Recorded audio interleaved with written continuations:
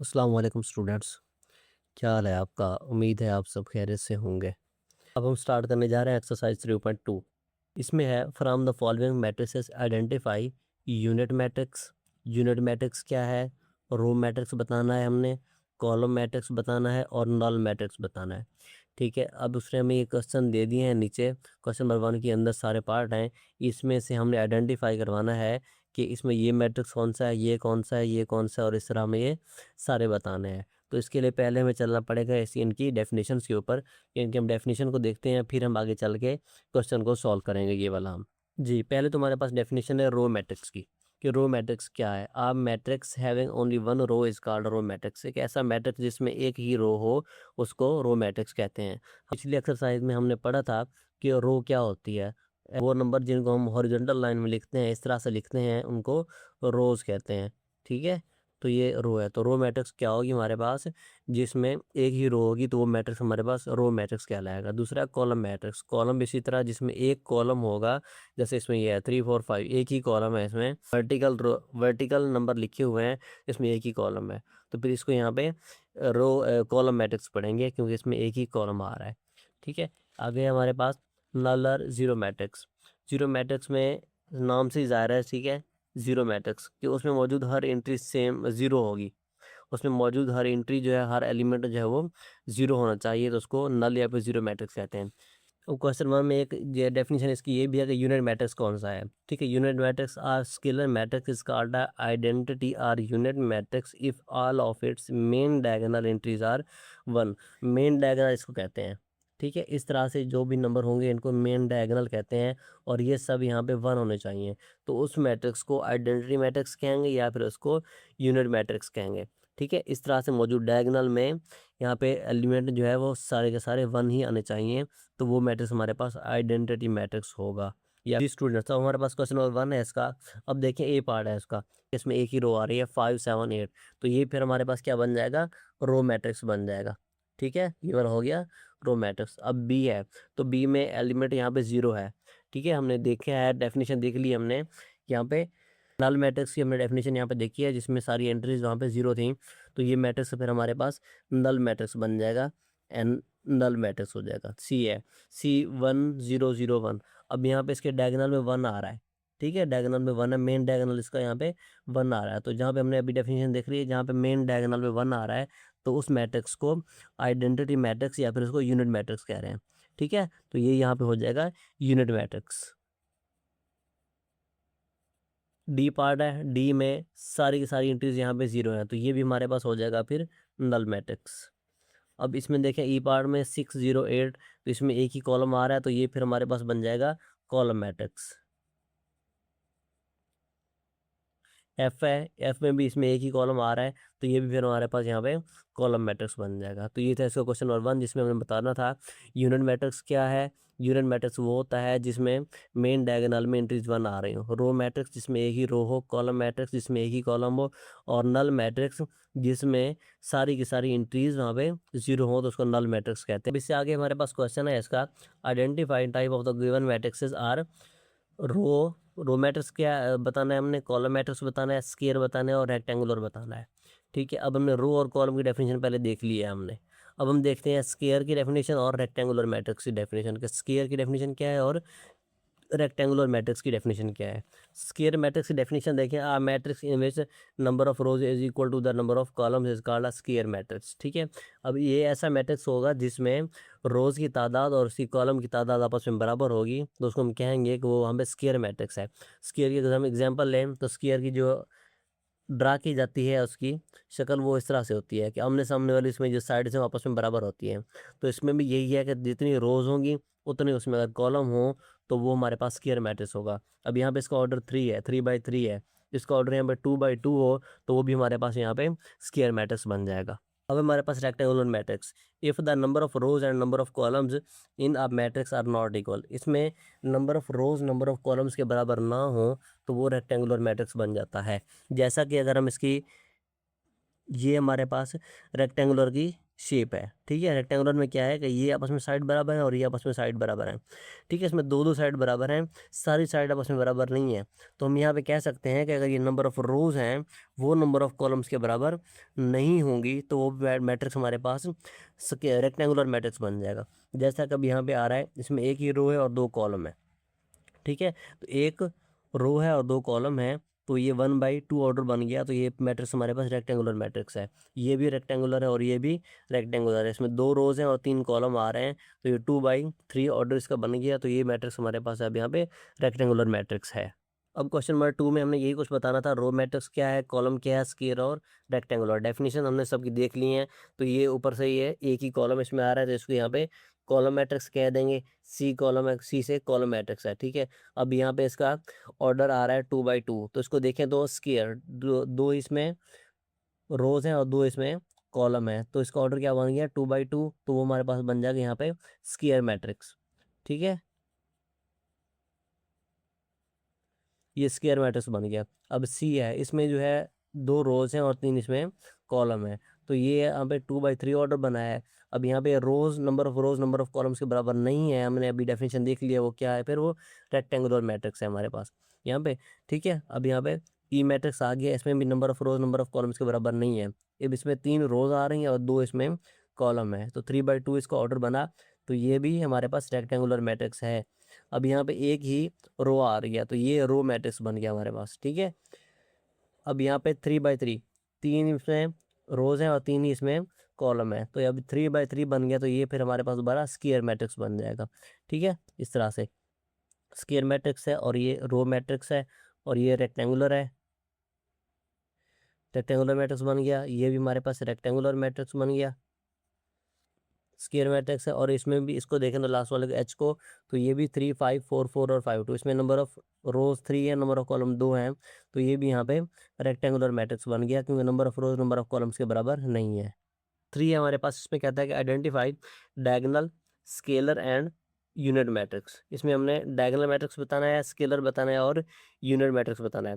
हमने देखें कि यहाँ पे यूनिट मैट्रिक्स हमने देख लिया कि जिसमें जिसके डायगोनल में, मेन डायगोनल में एक ही 1 आ रहा हो तो उसको यूनिट मैट्रिक्स कहते हैं। स्केलर क्या है ये भी देखते हैं और डायगोनल मैट्रिक्स क्या है ये भी हम देखते हैं। डायगोनल मैट्रिक्स में a square matrix is called a diagonal. जो भी डायगोनल मैट्रिक्स होगा वो हमेशा स्केयर होगा, मतलब वहाँ पे जो नंबर ऑफ रोज है नंबर ऑफ कॉलम्स के हमेशा। Is called a diagonal matrix if at least any one of the element of its main diagonal is non zero and non diagonal elements are zero. अब यहाँ पे कहता है कि जो हमारे पास ये मेन डायगोनल होता है ना मैट्रिक्स का, अब यहाँ पे हम ये देख लें इस तरह से। अगर हम डायगोनल, मेन डायगोनल देख रहे हैं मैट्रिक्स का, इसमें कहता है कि कोई एक ऐसा एलिमेंट हो जो कि नॉन जीरो हो। नॉन जीरो मतलब जीरो के अलावा यहाँ पे कोई एक आ सकता है, 1 आ जाए, 2 आ जाए, 3 आ जाए, कुछ भी हो। लेकिन यहाँ पे जो बाकी जो जगह बचेगी वो कहता है कि सारी की सारी यहाँ पे ज़ीरो होनी चाहिए, ठीक है।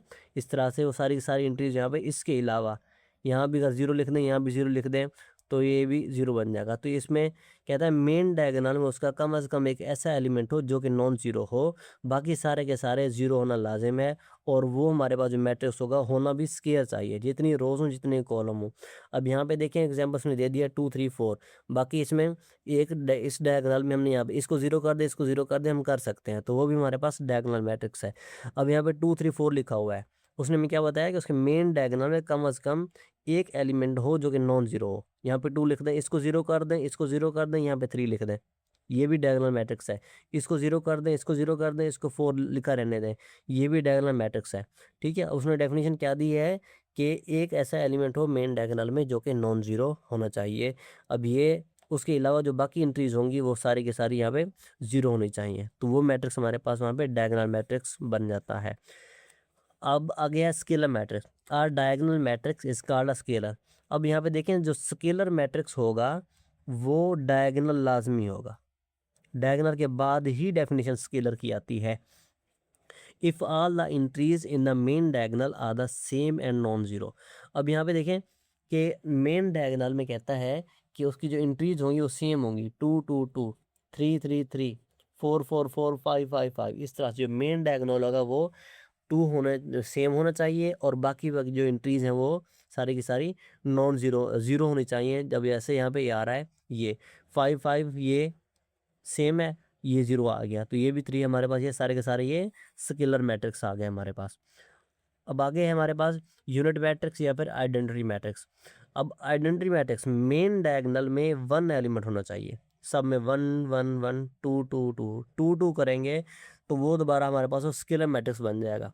ठीक है, स्केलर तो बन गया लेकिन वो यूनिट मैट्रिक्स या फिर आइडेंटिटी मैट्रिक्स नहीं होगा, क्योंकि उसमें आइडेंटिटी मैट्रिक्स या फिर यूनिट मैट्रिक्स के लिए उसकी मेन डायगोनल में 1 का होना लाजमी है। अगर 1 के अलावा कोई और नंबर आ जाता है तो वो सेम नहीं है, तो वो फिर बन जाएगा डायगोनल मैट्रिक्स। अगर वो सेम आ रहे हैं तो वो बन जाएगा स्केलर मैट्रिक्स। अब हम इसके ज़रिए से सॉल्व करते हैं क्वेश्चन नंबर 3 को। क्वेश्चन नंबर 3 है हमारे पास, आइडेंटिफाई डायगोनल, स्केलर और यूनिट मैट्रिक्स। अब यहाँ पे देखें, ये इसकी आइडेंटिटी डायगोनल में, मेन डायगोनल में इसके 1 आ रहा है, तो इसको हम यहाँ पे लिख देंगे कि ये यूनिट मैट्रिक्स है। ठीक है, अब ये 5 5 आ रहा है, तो हमने अभी डेफिनेशन देख ली है कि वो एलिमेंट सेम होने चाहिए। अगर डायगोनल में 1 के अलावा हो, 1 होगा तो वो यूनिट बन जाएगा, 1 के अलावा हो और वो सेम हो तो वो स्केलर मैट्रिक्स बन जाएगा। ठीक है, और यहाँ पे अगर उसमें के डायगोनल में कम से कम एक ऐसी एंट्री हो जो नॉन ज़ीरो हो और बाकी सारी की सारी ज़ीरो हो, तो वो हमारे पास यहाँ पे बन जाएगा फिर डायगोनल मैट्रिक्स। ठीक है, ये डी डायगोनल मैट्रिक्स बन जाएगा। यहाँ भी है, इसमें भी हमने वही कुछ बताना है। अब ये इसकी जो मेन डायगोनल है, इसमें ये 2 एलिमेंट नॉन ज़ीरो है और ये 2 यहाँ पे 0 हैं, तो ये भी फिर हमारे पास यहाँ पे डायगोनल मैट्रिक्स बन जाएगा। और ये 2 मेन डायगोनल में एलिमेंट 2 सेम आ रहे हैं और लेकिन 1 भी नहीं है। ठीक है, तो ये फिर हमारे पास बन जाएगा फिर स्केलर मैट्रिक्स। अगर यहाँ पे ये 1 होता, 1 1 होता, वो हमारे पास फिर यूनिट मैट्रिक्स बन जाता। 4 है हमारे पास, उसमें कहता है कि find transpose of the following matrixes. Transpose हमने फाइंड करवाना है इसका। ठीक है, ट्रांसपोज फाइंड करने का तरीका क्या है, हम चल के देखते हैं क्वेश्चंस में।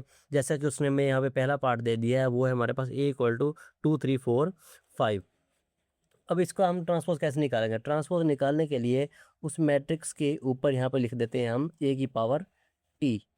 ये t ज़ाहिर करता है ट्रांसपोज को, और यहाँ पे बराबर हो जाएगा इक्वल, और इस तरह से मैट्रिक्स। अब किसी भी मैट्रिक्स का जब हमें ट्रांसपोज निकालना होता है तो हम उसकी रोज़ को कॉलम बना देते हैं या फिर हम उसके कॉलम को रो बना देते हैं। अब यहाँ पे देखें, हम इसकी रो को कॉलम बनाते हैं। अब ये 2 3 रो इस तरह से हॉरिजॉन्टल है तो रो बनी हुई है, तो इसको हम यहाँ पे लिख देते हैं इस तरह कॉलम के अंदर 2 और ये 3 बना देते हैं।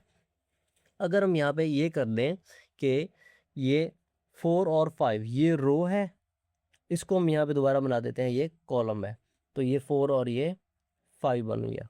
तो ये हमारे पास जो आंसर आया है ये इसका ट्रांसपोज निकल आया है। जब हमने उसकी रो को कॉलम बना दिया, इधर भी हमने उसकी रो को कॉलम बना दिया, तो ये उसका मैट्रिक्स हमारे पास यहाँ पे कॉलम मैट्रिक्स बन गया है। अब यहाँ पे आप दो काम कर सकते हैं, या फिर आप कॉलम को रो बना दें या फिर रो को कॉलम बना दें, तो आंसर सेम ही रहेगा। अब इसका बी पार्ट है, बी का ट्रांसपोज निकालने का तरीका यही सेम है।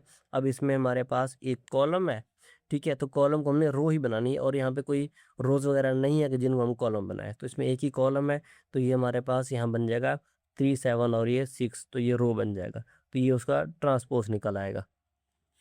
सी मैट्रिक्स है, सी में ये रो बनी हुई है, तो इसका जो ट्रांसपोज निकालेंगे, रो है तो रो को कॉलम बना देंगे इस तरह से 5 -2 और ये 4 बन जाएगा, तो ये उसका ट्रांसपोज निकल आया। अब डी मैट्रिक्स है, डी मैट्रिक्स का ट्रांसपोज निकालने के लिए,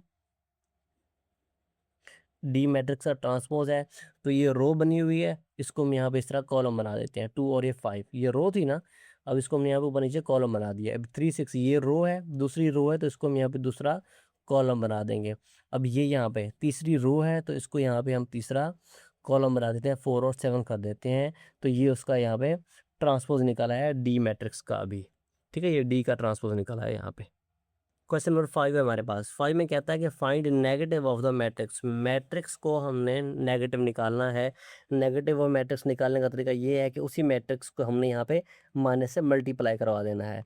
जब ए को हमने माइनस से मल्टीप्लाई करवाया है, तो मतलब ये माइनस जो है वो उस मैट्रिक्स के साथ भी मल्टीप्लाई होगा। इस तरह से हम यहाँ पे लिख देंगे, -3 0 बन जाएगा, और ये 5 और 6 है। जब नेगेटिव हम मैट्रिक्स निकाल रहे हैं तो हम मैट्रिक्स को यहाँ पे माइनस से मल्टीप्लाई करवा देंगे।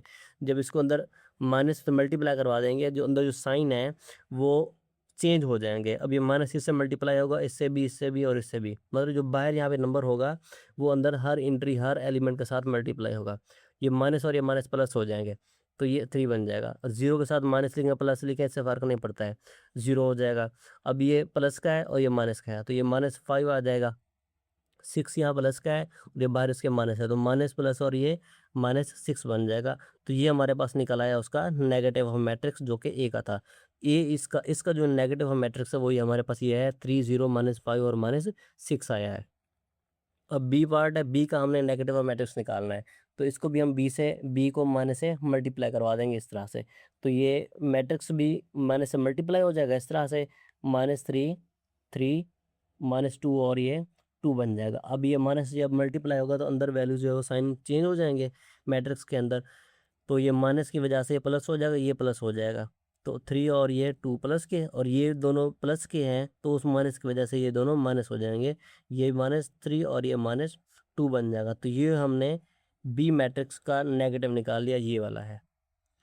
सी मैट्रिक्स है, इसका हमने नेगेटिव निकालना है, तो इसको हमने सी को माइनस से मल्टीप्लाई करवा देना है इस तरह से। तो वो माइनस सी से मल्टीप्लाई हुआ तो इधर पूरे मैट्रिक्स के साथ भी ये मल्टीप्लाई हो जाएगा इस तरह से, -9 1 1 -7 बन जाएगा। और जब ये माइनस मल्टीप्लाई होगा तो नेगेटिव ऑफ मैट्रिक्स जो सी का जो नेगेटिव निकलेगा वो हमारे पास ये बन जाएगा, माइनस माइनस ये प्लस हो जाएगा, माइनस प्लस माइनस, ये प्लस का और ये माइनस है तो ये भी माइनस बन जाएगा, और ये माइनस है तो ये माइनस है, ये प्लस हो जाएगा। तो ये हमारे पास सी का नेगेटिव ऑफ मैट्रिक्स निकल आया है, जो कि ये वाला है। क्वेश्चन नंबर 6 है हमारे पास इसका, इसमें कहता है कि if A equal to 2 3 4 5 and B equal to 7 6 5 8, then verify that A transpose का transpose equal to A and B transpose का ट्रांसपोज इक्वल टू बी। और इसमें कहता है कि हम एक मैट्रिक्स उसने दे दिया है, ठीक है, वो यहाँ पे क्या है, ए ट्रांसपोज, अगर उसको हम एक दफ़ा ट्रांसपोज लें, उसी का हम दोबारा ट्रांसपोज लें, तो दोबारा उसी मैट्रिक्स के इक्वल आएगा जो हमने मैट्रिक्स वहाँ पे लिया था। हमने ट्रांसपोज लेना पीछे सीख लिया है, तो इसमें हम यहाँ पे ट्रांसपोज लेना स्टार्ट करते हैं। ए मैट्रिक्स को हम यहाँ पे पहले लिख लेते हैं। ए मैट्रिक्स है हमारे पास 2 3 4 5। ए मैट्रिक्स है हमारे पास 2 3 4 5, इसका हम पहले लेते हैं ट्रांसपोज, ए ट्रांसपोज, इसको लिख देंगे ट्रांसपोज इस तरह से। अब मैंने आपको पहले बता दिया है, अब रो को चेंज करके कॉलम बना दो या फिर कॉलम को चेंज करके आप रो बना दो, आपकी मर्जी। अब ये हॉरिजॉन्टल रो इस तरह से है, इसको हम यहाँ पर उठा के कॉलम बना देंगे, 2 3 बन जाएगा। अब ये 4, अब देखो ये इस तरह से है, ठीक है, रो बनी हुई है, इसको हम यहाँ पर उठा के इस तरह से कॉलम बना देंगे, तो ये बन जाएगा हमारे पास 4 और ये 5 बन जाएगा। हमने इसका ट्रांसपोज ले लिया एक दफ़ा, ठीक है। अब वहाँ पे क्या क्वेश्चन में क्या कहता है, ट्रांसपोज हमने इसका एक दफ़ा ले लिया, अब कहता है जिसका आपने ट्रांसपोज ले लिया है उसी का आपने दोबारा ट्रांसपोज लेना है। तो यहाँ पे हम करते हैं कि ए ट्रांसपोज का ट्रांसपोज दोबारा इस तरह से हो जाएगा, ए ट्रांसपोज, उसका दोबारा यहाँ पे ट्रांसपोज बन जाएगा, और ये इक्वल हो जाएगा 2, अब ये रो बनी हुई है इसको हम कॉलम बना देंगे, 4 इस तरह से। अब ये 3 इस तरह से रो है और ये कॉलम बन जाएगी 3 और ये 5 बन जाएगा, तो यहाँ पे ये हो जाएगा। अब देखें ए ट्रांसपोज और उसका बार है ट्रांसपोज, होल ट्रांसपोज किया तो वो बराबर, अब 2 3 4 5, क्या ये दोबारा उसी मैट्रिक्स के बराबर नहीं आया, 2 3 4 5, ठीक है, 2 3 4 5, इसका भी आंसर वही है 2 3 4 और 5, तो दोबारा मैट्रिक्स ए के बराबर आया है, तो यहाँ पे हमने इसको लिख देना है, यहाँ पे ए के बराबर है। यहाँ पे प्रूव हो गया कि हमने किसी मैट्रिक्स का अगर ट्रांसपोज लिया दोबारा उसी का ट्रांसपोज लें तो दोबारा वो मैट्रिक्स हमारे पास वापस आ जाता है, तो यहाँ पे ये प्रूव हो गया है। इसी तरह इसका बी वाला पार्ट है, उसमें भी हमने इसका डबल ट्रांसपोज करना है तो दोबारा वो वही मैट्रिक्स वापस आ जाएगा। बी मैट्रिक्स है हमारे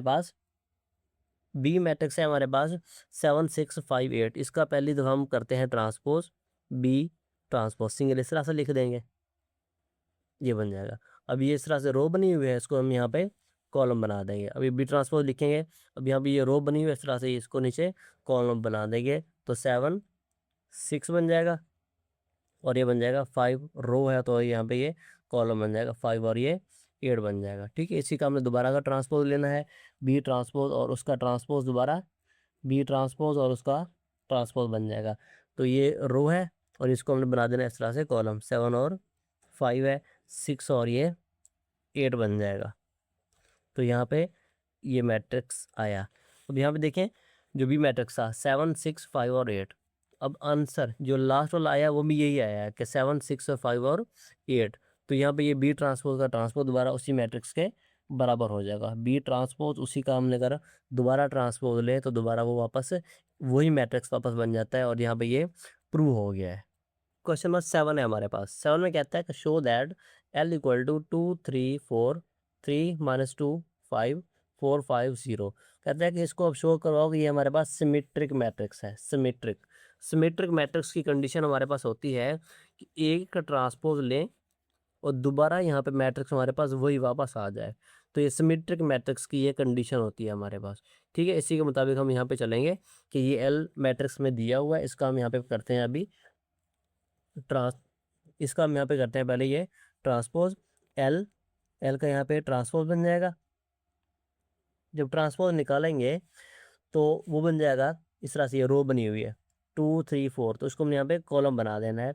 ये बन जाएगा 2, 3 और ये 4। अब ये भी रो है, दूसरी रो, तो ये दूसरा कॉलम बनेगा 3 - 2, 5, तो ये बन जाएगा। अब ये तीसरी रो है तो तीसरा कॉलम यहाँ पे बन जाएगा 4, 5 और ये 0, इस तरह से। अब यहाँ पे देखें ये एल की पावर टी है, ठीक है, उसका ट्रांसपोज हमने यहाँ पे लिया है। अब आप गौर से देखें कि जब हमने ट्रांसपोज ले लिया, उसका ट्रांसपोज लेने के बाद भी मैट्रिक्स जैसे था वैसे का वैसा वही यहाँ पे ट्रांसपोज में आंसर आया है।